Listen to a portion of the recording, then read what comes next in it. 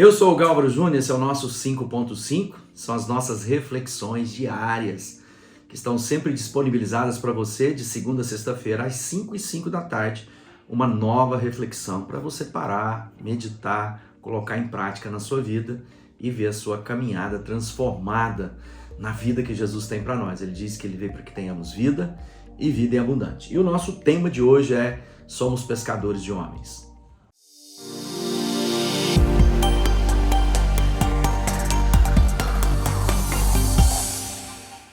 Bom, é isso aí. Crônicas do Mar é a nossa temática da semana e a gente está percorrendo algumas histórias contadas na Bíblia, alguns fatos que aconteceram no entorno do Mar da Galileia, ou Lago de Genezaré, ou Tiberíades, e que, na verdade, não é um mar, ele é um lago de águas doces, que tem lá a dimensão 20 e poucos quilômetros por 11, 12 quilômetros, né, de largura e de extensão. E ele está a 200 metros abaixo do nível do mar. E o mar mais próximo é o Mediterrâneo.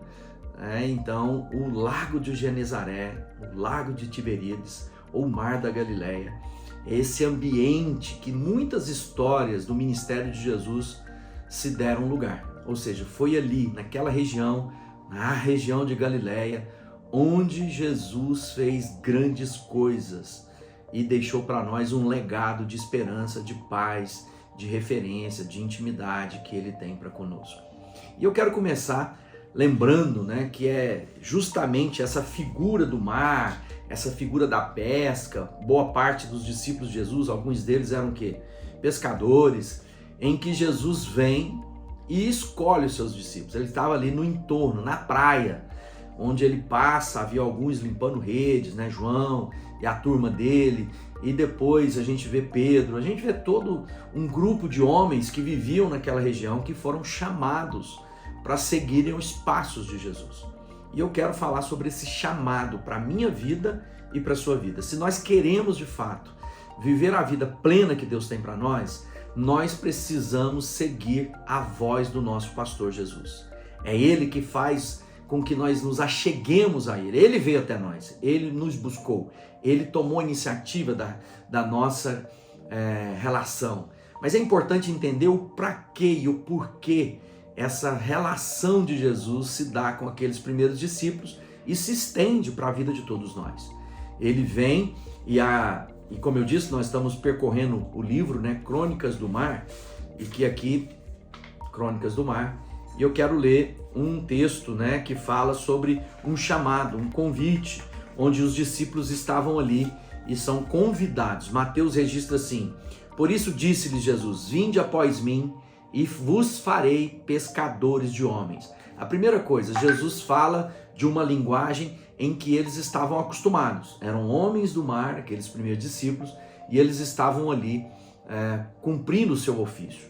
Uma coisa importante: Jesus se conecta conosco, ele deu para nós dons, talentos, ele depositou na nossa vida virtudes que foram colocadas para que a gente possa cumprir a missão que ele tem para nós.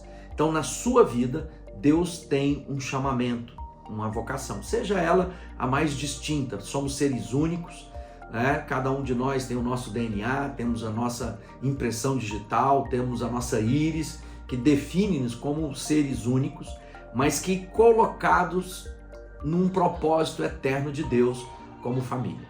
Então somos parte de um corpo e somos chamados. E ele está falando para aqueles discípulos: vinde e eu farei de vocês agora pescadores de homens. Ele está dizendo, tem uma missão, e a missão é revelar esse amor, essa bondade, revelar quem Jesus Cristo é. Alguém perguntou para Jesus, qual é a obra, né, de Deus? Como eu posso fazer a obra de Deus? E a obra de Deus é essa: que conheçam a mim, Jesus falando, e conheçam aquele que me enviou. Ou seja, conhecer a Deus, né? Se relacionar com o eterno, com aquele que tem todas as coisas na sua mão. É esse chamado de Deus para a minha vida e para a sua vida.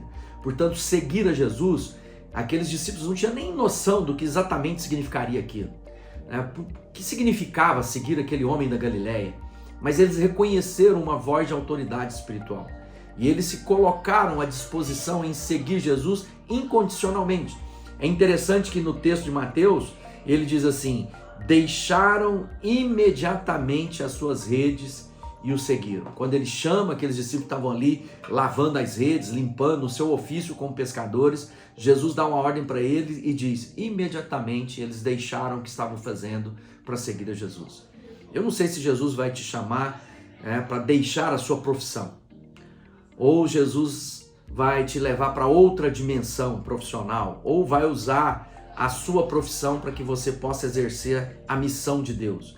Uma coisa eu sei, que uma vez sendo chamados por Jesus, a única coisa que nos resta é uma resposta imediata. Imediatamente deixaram o que estavam fazendo para seguir a Jesus. E esse deixar eu estou disposto a deixar as minhas raízes, a deixar ser conduzido por aquilo que Deus tem. Você quer uma vida abundante? Você quer viver plenitude? Você quer experimentar tudo aquilo que o Criador tem para você? É necessário seguir Jesus. O mais importante não é exatamente saber o que aconteceria. Aqueles discípulos tinham a menor ideia do que aconteceria. Eles tinham uma certeza.